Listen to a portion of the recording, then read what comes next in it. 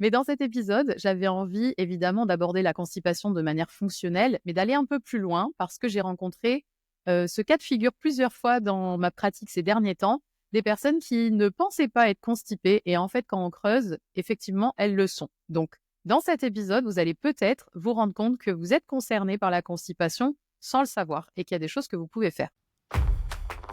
Bienvenue dans Parlons Digestion, le podcast pour comprendre enfin ce que votre ventre essaie de vous dire. Je suis Cécile Caron, praticienne en nutrition fonctionnelle spécialisée dans le bien-être digestif. Je me suis prise de passion pour les pouvoirs extraordinaires de notre ventre et j'ai eu envie de les partager avec la moitié de la population tout de même qui souffre de maux de ventre. Alors restez avec moi pour comprendre les causes de vos troubles digestifs et comment vous en libérer, non seulement pour apaiser les ballonnements, problèmes de transit et autres joyeusetés, mais aussi pour calmer votre esprit, réduire votre stress et retrouver énergie et sérénité. Parce que non, tout ça n'est pas dans votre tête.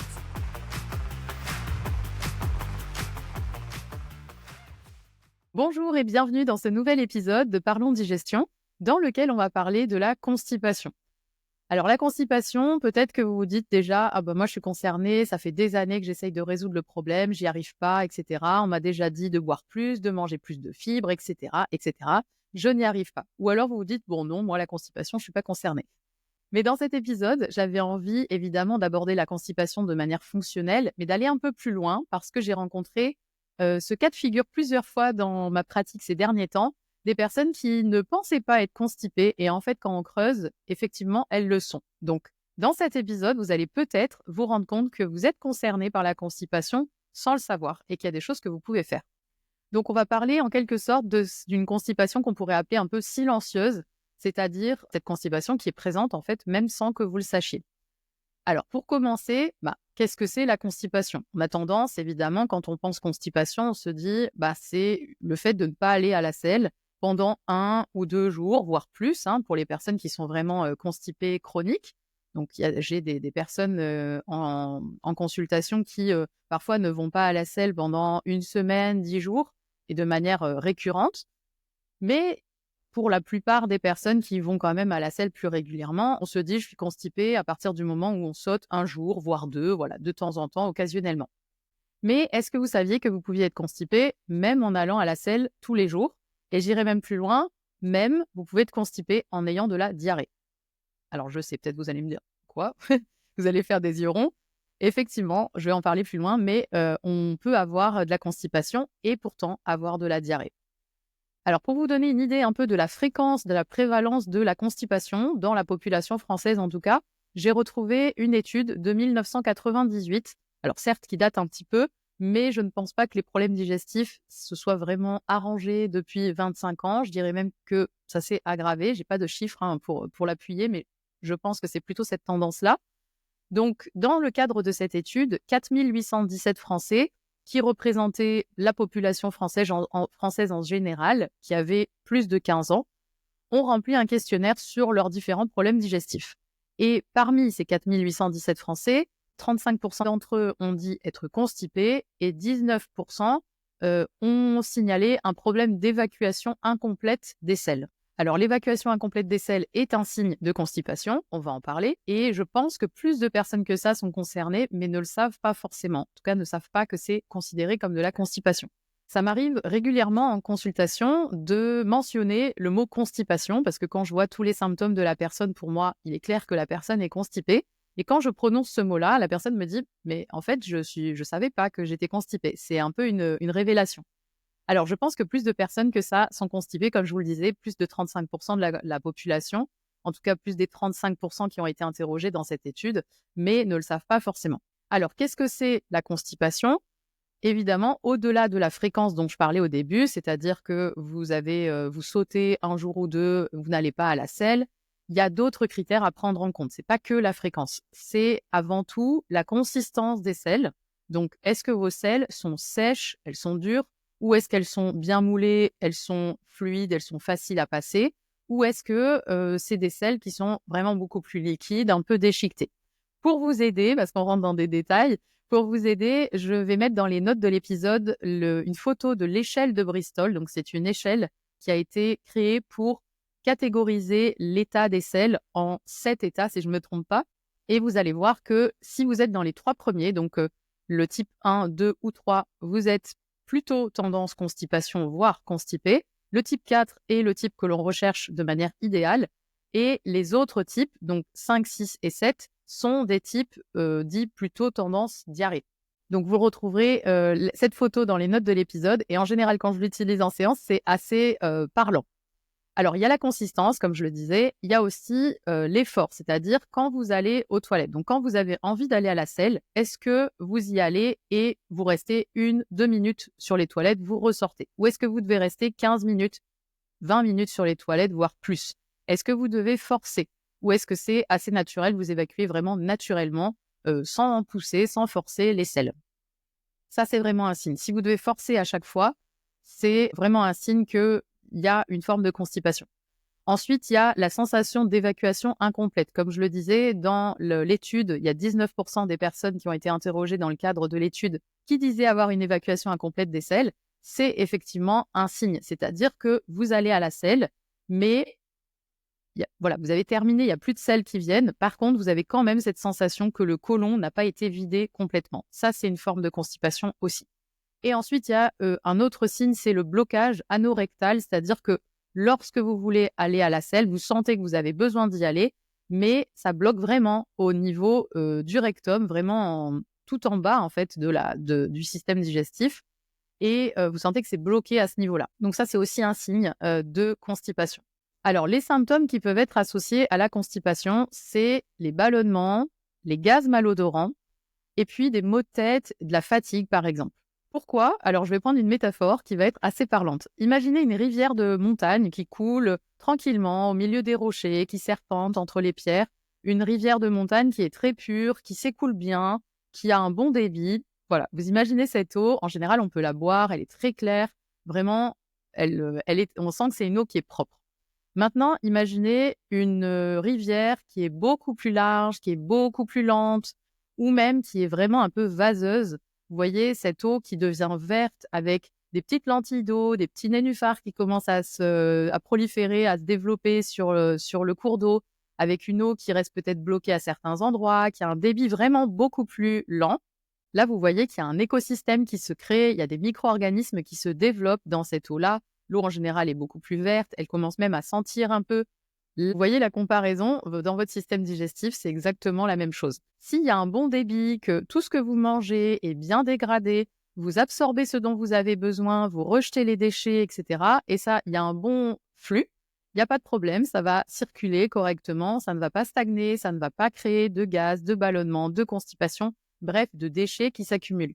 Alors que si ça stagne, si vous avez une digestion qui est partielle, si vous avez de la constipation, si vous avez un transit qui est lent, si vous avez une digestion qui est lente, tout ça, vous imaginez que ça va stagner et ça va avoir tendance à fermenter, à putréfier, à permettre le développement de micro-organismes qui ne devraient pas se surdévelopper. Et tout ça va faire que vous allez vous sentir un peu fatigué, vous pouvez avoir des maux de tête, vous pouvez, comme je le disais, avoir des ballonnements, des gaz, surtout malodorants. Imaginez quand vous ne sortez pas vos poubelles, l'odeur qui peut se développer, ça peut être un peu la même chose au niveau du système digestif. Alors, toute cette métaphore de déchets qui stagnent, qui putréfient, certes, c'est pas très glamour. Et en plus, c'est hyper handicapant quand on a de la constipation vraiment chronique, puisqu'on se sent mal, on se sent fatigué, on a vraiment le ventre lourd, gonflé, dur. On n'a qu'une envie, c'est que ça sorte, mais c'est vraiment bloqué. Et ça peut être très handicapant et même douloureux. Heureusement, il y a plein de choses qu'on peut faire pour résoudre ce problème de constipation. Alors, je vais évoquer maintenant les causes fonctionnelles de la constipation. Alors, il y a des pathologies qui peuvent entraîner de la constipation. Ce n'est pas mon domaine, je ne vais pas en parler ici, je voulais juste les mentionner. Mais toutes les maladies qui peuvent impliquer un dysfonctionnement du système nerveux, notamment les maladies neurodégénératives comme Parkinson. On sait que dans le cas de Parkinson, même 20 ans, voire 30 ans avant l'apparition vraiment de la maladie et le fait qu'il y ait un diagnostic qui soit posé, on peut avoir des signes de problèmes digestifs avec de la constipation. Nous, ici, on va parler des causes fonctionnelles. Donc, première cause, je dirais évidemment, c'est ce que vous mangez. Alors là, vous allez me dire, oui, on m'a déjà dit, il faut manger des fibres, etc. J'en ai marre de l'entendre. Bon, je suis désolée, je dois quand même le mentionner. Donc, si vous souffrez de constipation, évidemment, il y a 3 choses, je dirais, ou 4 choses dans votre alimentation qui peuvent, jouer. Encore une fois, je cible 4 éléments, mais vous en doutez, l'alimentation, c'est fonctionnel, c'est global. Donc, je vous invite à aller voir votre alimentation de manière générale. Est-ce qu'elle est équilibrée? C'est pour ça que j'ai créé Fresh Start pour vous aider à équilibrer votre alimentation, justement. Mais ici, là, je mets vraiment le focus sur 4 points qui peuvent avoir une influence directe sur votre transit. La première, c'est évidemment la quantité que vous mangez. Vous imaginez bien que si vous mangez la moitié de ce que mange une autre personne, vous n'allez pas avoir la même quantité de sel à évacuer. Ça, c'est normal. D'ailleurs, vous pouvez voir peut-être que si vous êtes malade pendant quelques jours, vraiment alité, que vous ne mangez pas du tout, vous allez voir que votre quantité de sel va se réduire, voire même le transit peut s'arrêter pendant quelques jours si vraiment vous ne mangez pas du tout. Donc, vous voyez que la quantité, quand même, a un impact sur ce que vous mangez. Je mentionne la quantité, ça peut paraître un peu bête comme conseil ou comme observation, mais je le mentionne parce qu'on a tendance à dire oui, on mange tous trop, etc. Le fait est que si vous m'écoutez ici, il y a peut-être des chances que vous ne mangiez pas beaucoup à cause des problèmes digestifs. En tout cas, c'est ce que je vois dans ma pratique. Le fait est que les personnes que je vois ont tendance à moins manger, ont tendance à manger vraiment des petites quantités parce que elles ont peur des repas, parce qu'elles ne savent pas si elles vont bien digérer ou pas. Elles digèrent bien que si, ou elles digèrent relativement bien que si elles mangent des petites quantités. Donc tout ça, forcément, va jouer sur la quantité de sel. Donc vous pouvez aller à la selle peut-être tous les 2 jours, mais parce qu'en fait, vous ne mangez pas beaucoup. Deuxième chose dans l'alimentation, c'est les fibres. Évidemment, je suis obligée de le mentionner. Désolée si on vous l'a rabâché déjà plusieurs fois. Mais les fibres, évidemment, vont aider à former, à mouler les selles. Donc, si aujourd'hui, vous mangez très peu de fibres, c'est-à-dire très peu de légumes, très peu de fruits, de céréales plutôt complètes, d'oléagineux, de graines, d'herbes aromatiques fraîches, etc., toutes ces fibres-là, si vous en mangez très peu aujourd'hui, ça peut être une cause, peut-être pas unique, mais en tout cas une cause impliquée dans votre constipation. Je précise aussi que c'est quand même pas évident. Il faut manger beaucoup de végétaux pour avoir la quantité recommandée de 35-40 grammes de fibres par jour. Il faut quand même manger une bonne assiette et manger pas mal de végétaux. Donc, même si vous pensez manger, je le dis parce que je suis concernée également, je dois faire vraiment attention pour manger suffisamment de fibres, pour manger 35-40 grammes de fibres par jour. Et clairement, je n'y arrive pas tous les jours. Donc, c'est pour ça qu'on peut se supplémenter aussi en fibres s'il y a besoin, mais évidemment, je vous recommande de le faire avant tout par l'alimentation. Troisième point dans le volet alimentation, c'est la quantité d'eau que vous buvez, la quantité de liquide. Donc, vous imaginez, je l'ai mentionné dans l'échelle de Bristol, on considère qu'on a une constipation quand on est dans les types de selles plutôt secs. Donc, les types 1, 2, 3, c'est-à-dire des selles qui sont plutôt sèches. Forcément, si vous buvez pas assez, les selles vont tendance à être plutôt sèches et vous allez avoir du mal aussi à les faire avancer dans le système digestif. Donc, si vous ne buvez pas assez, vous risquez aussi d'avoir de la constipation et ça peut être une cause principale. Et quatrième point dans le volet alimentation, c'est aussi tout ce qui est gluten, produits laitiers ou tout ce qui est inflammatoire pour vous. Le gluten, c'est assez classique dans la constipation puisque c'est une colle à la base. Le gluten est une molécule que l'on retrouve dans certaines céréales et qui crée cette colle. Je ne sais pas si vous avez déjà fait une pâte à pizza classique, maison, avec de la farine. Bon, vous en avez partout. Ça colle, c'est vraiment difficile de s'en débarrasser sur les mains. Ça fait la même chose dans votre système digestif. Donc, le gluten peut favoriser la constipation. Les produits laitiers aussi, s'ils sont inflammatoires pour vous, ça peut créer aussi de la constipation et finalement tout ce qui va être inflammatoire pour vous. Donc, si vous réagissez à certains aliments, ça peut être des aliments qui sont considérés comme sains, ça peut être de l'avocat, ça peut être des oléagineux, ça peut être tout aliment qui pour vous est inflammatoire. Si vous remarquez que lorsque vous mangez certains aliments, vous avez plus tendance à avoir de la constipation. Le chocolat aussi peut être constipant, c'est assez asséchant. Si vous mangez surtout du chocolat noir. Mais tous ces aliments-là peuvent être aussi plutôt constipants. Ensuite, deuxième grande cause de constipation, c'est une mauvaise communication nerveuse. Je l'ai dit, dans certaines maladies neurodégénératives ou qui impliquent le système nerveux, on peut avoir de la constipation associée à cette maladie. Là, on sait que le système nerveux, il est impliqué dans le bon fonctionnement de notre système digestif, de notre transit. Je l'ai mentionné dans le dernier épisode dans lequel j'ai parlé du lien entre notre intestin et notre cerveau. On a vu qu'il y a le nerf vague, qu'il y a le système nerveux entérique, c'est-à-dire le système nerveux qui est localisé au niveau du ventre, qui est important pour la bonne motilité dans les intestins. Donc, c'est-à-dire motilité, c'est-à-dire mouvement. Il faut que tout ce que vous mangez qui a été dégradé et puis finalement qui se transforme en sel soit transporté du haut vers le bas de votre intestin. Donc, c'est ça qu'on appelle la motilité, c'est-à-dire le mouvement des matières dans votre système digestif. Et pour qu'il y ait une bonne motilité, il faut notamment que vous ayez un système nerveux qui soit fonctionnel. Le système nerveux entérique au niveau du ventre qui va envoyer des signaux, etc. Il faut que ça soit équilibré. Donc, j'en ai parlé dans le dernier épisode. Si vous êtes trop stressé, que vous avez vécu des traumas, bref, que vous avez un système nerveux qui est dérégulé, ça va avoir une conséquence sur votre motilité, justement, et sur l'avancement des matières dans votre système digestif. Et cet avancement, il peut être ralenti. Aussi, si vous avez des carences en micronutriments, en certains micronutriments, donc j'en ai parlé aussi dans le dernier épisode, tous les nutriments qui vont permettre le bon fonctionnement du système nerveux, l'équilibre du système nerveux, sont importants. Si vous avez des carences en certains de ces nutriments, ça risque d'avoir un impact sur votre système nerveux et donc votre système nerveux entérique et la motilité dans les intestins. Troisième cause de constipation, ça peut être un déséquilibre du microbiote. Alors là, j'ai envie de dire que si vous avez des problèmes digestifs, c'est presque systématique que vous ayez un déséquilibre au niveau du microbiote, c'est un peu la base.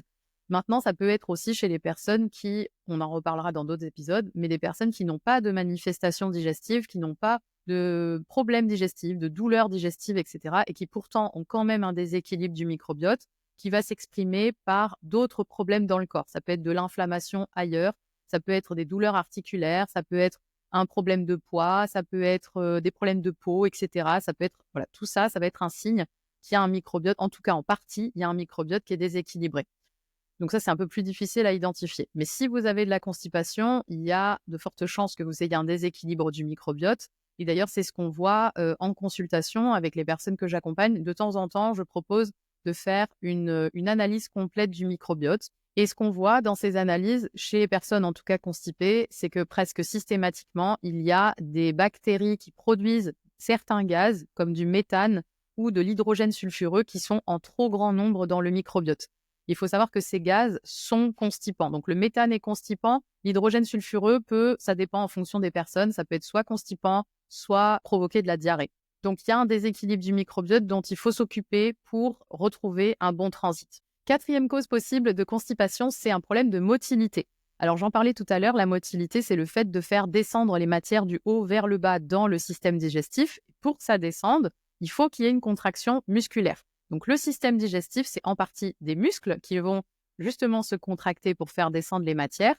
Et qui dit muscle dit un certain nombre d'ingrédients et de nutriments nécessaires au bon fonctionnement des muscles. Alors, on pense aux protéines, certainement. C'est peut-être à ça que vous pensez en tout cas. Donc, on en reparlera dans d'autres épisodes, des protéines qui sont évidemment importantes. Mais là, je voulais faire le focus sur le magnésium, qui est un minéral qui est très important pour la bonne contraction des muscles. D'ailleurs, ça vous est peut-être déjà arrivé d'avoir la paupière qui tressaute toute seule. Ça, c'est un signe en général qu'on a déjà un déficit qui est assez installé de magnésium. Et souvent, ça passe quand on prend justement du magnésium, quand on fait une cure de magnésium. Alors, le magnésium, on en trouve dans les céréales complètes, on en trouve dans les légumes à feuilles vertes, dans les oléagineux, dans le chocolat aussi. Donc, je vous invite à en intégrer plus dans votre alimentation si ce n'est pas le cas aujourd'hui. On en trouve aussi dans les légumineuses. Et vous pouvez aussi vous complémenter avec des compléments de qualité, puisqu'en général, une bonne partie de la population est carencée en magnésium. Donc, vous pouvez vous supplémenter. Alors, le magnésium bisglycinate est un bon choix. C'est une bonne forme de magnésium qui, en général, est bien assimilée. Maintenant, voilà, attention à la qualité des compléments que vous utilisez, que vous achetez. Évitez tous les compléments qui ont des additifs, des adjuvants, etc. dedans. Mon formateur aux États-Unis a l'habitude de dire que si vous achetez vos compléments au même endroit que votre papier toilette, c'est que vous ne l'achetez pas au bon endroit et vous risquez d'avoir un complément qui ne serve à rien ou pire, qui fasse plus de dégâts qu'autre chose. Donc, je vous invite quand même vraiment à les choisir avec précaution. Deuxième chose au niveau de la motilité, c'est aussi votre position aux toilettes lorsque vous allez à la selle. Alors aujourd'hui, avec nos toilettes modernes, un peu rehaussées, on n'a pas une bonne position. On est assis à 90 degrés et vous le verrez dans le petit graphique que je vous mettrai dans les notes de l'épisode. Pour qu'on ait une bonne évacuation complète des selles et qu'il n'y ait pas un petit muscle qui bloque l'évacuation des selles, il faudrait qu'on soit en position accroupie. D'ailleurs, c'est notre position naturelle, normalement, de défécation, c'est vraiment d'être accroupi. les toilettes à la turque. On n'aime pas trop ça en général, mais c'est la meilleure position. Par contre, ce que vous pouvez faire avec nos toilettes modernes, c'est d'utiliser un petit rehausseur, un petit tabouret pour surélever vos pieds. Donc, vous pouvez, dans n'importe quel moteur de recherche, taper tabouret physiologique toilette et vous allez trouver, il y en a à tous les prix, il y en a en plastique, en bois, etc. Et en général, les grands magasins en vendent assez facilement. Une fois que vous l'aurez essayé, vous allez l'adopter, je vous le garantis. Troisième chose, au niveau de la motilité, c'est qu'évidemment, vous avez besoin de bouger. Si vous êtes trop sédentaire, vous êtes trop crispé, vous ne respirez pas correctement, vous avez une respiration qui est très figée, qui est très superficielle et votre ventre est crispé et vous ne bougez pas, forcément, rien ne va bouger à l'intérieur non plus. Vous le voyez, si vous faites plus de sport et que vous bougez plus, en général, votre transit est un peu meilleur. Donc, je vous invite à bouger un peu plus, à marcher plus si c'est possible et aussi, même si vous êtes assis, si vous devez travailler assis, de respirer de manière ventrale. Donc, régulièrement, je sais qu'on ne peut pas le faire automatiquement si ce n'est pas déjà une habitude, mais régulièrement de observer votre respiration et de vous dire, OK, est-ce que là, je suis complètement crispée ou est-ce que je respire de manière ample? En général, on respire plutôt de manière crispée et là, le ventre ne bouge pas. Donc, ce que je vous invite à faire, c'est vraiment à gonfler votre ventre. En fait, quand vous allez gonfler votre ventre et respirer, ça va faire un peu comme un massage à l'intérieur des organes digestifs et ça va aider aussi à faire bouger les matières. Et je précise aussi que si on change d'habitude très souvent, qu'on n'a pas une routine, que l'on doit se déplacer souvent pour son travail, etc., ça n'aide pas à avoir un transit régulier. D'ailleurs, vous l'avez peut-être déjà observé, si vous partez en déplacement, si vous partez en voyage, c'est possible que vous soyez complètement constipé ou un peu plus constipé quand vous n'êtes pas chez vous. Ça, c'est normal en quelque sorte, c'est quand on change ses habitudes, ça perturbe aussi le transit. Et cinquième cause de la constipation que je voulais évoquer, c'est un dysfonctionnement hormonal. Donc, il y a deux grands types d'hormones que je voulais évoquer, c'est les hormones thyroïdiennes. Si on a une thyroïde qui est ralentie, il faut savoir que ça va ralentir tout le corps, tout l'organisme, y compris notre transit. Donc parfois, on peut avoir une constipation qui est due à un dysfonctionnement de la thyroïde et un ralentissement de la thyroïde. Donc ça vaut la peine de vérifier la thyroïde et en vérifiant pas que la TSH, mais vérifiant la TSH, la T4, la T3. Alors, parfois, les laboratoires sont un peu réticents à doser ces marqueurs-là, mais c'est vraiment important pour voir ce qui se passe. Et deuxième famille d'hormones qui peuvent avoir un impact sur notre transit, c'est les hormones sexuelles. D'ailleurs, si vous êtes réglé, vous avez un cycle menstruel, vous avez peut-être observé des fluctuations de votre transit en fonction de votre période du cycle. Par exemple, en deuxième partie de cycle, là où on produit plus de progestérone, on peut avoir un ralentissement du transit. Pourquoi? Parce que la progestérone diminue la contraction de l'utérus, mais aussi, du coup, des intestins qui ne sont vraiment pas loin de l'utérus. Donc, la progestérone peut vraiment avoir un impact aussi sur la motilité des intestins. Voilà, nous avons vu les signes de la constipation et les différentes causes fonctionnelles possibles, en sachant, comme je le disais au début, que vous pouvez avoir soit une alternance de constipation-diarrhée, soit même avoir de la diarrhée, mais parce que vous êtes constipé. Comment c'est possible? Parce que, en fait, les selles vont s'accumuler à cause de la constipation, ça va créer en quelque sorte un bouchon, et seule l'eau, le liquide des selles, des matières fécales, va passer autour de ce bouchon et créer une sorte de diarrhée. Mais c'est une fausse diarrhée, en fait, il y a quand même un problème de constipation. Alors, j'aime bien finir les épisodes avec quelques actions concrètes, même si, vous l'aurez compris, forcément, dans la vision fonctionnelle, je vous évoque les différentes causes possibles et évidemment, deux personnes souffrant de constipation n'auront pas les mêmes causes. Donc, je vous invite, si vous écoutez cet épisode et que vous savez déjà que vous avez de la constipation, ou bien en écoutant cet épisode, vous vous dites « Ah, je pensais pas, mais finalement, je suis peut-être concernée », je vous invite à aller trouver la cause de votre constipation, à vous, donc qui est très personnelle, et à vous faire accompagner si besoin. Mais il y a quand même des choses que vous pouvez mettre en application quoi qu'il arrive. C'est la première, c'est le petit tabouret physiologique dont je vous ai parlé. Donc, si vous tapez, encore une fois, dans un moteur de recherche « tabouret physiologique toilette », vous allez trouver. Et il y en a à tous les prix, de différentes sortes. Vraiment, c'est un game changer, comme on dit en anglais. Ça fait la différence. Je vous invite à l'adopter.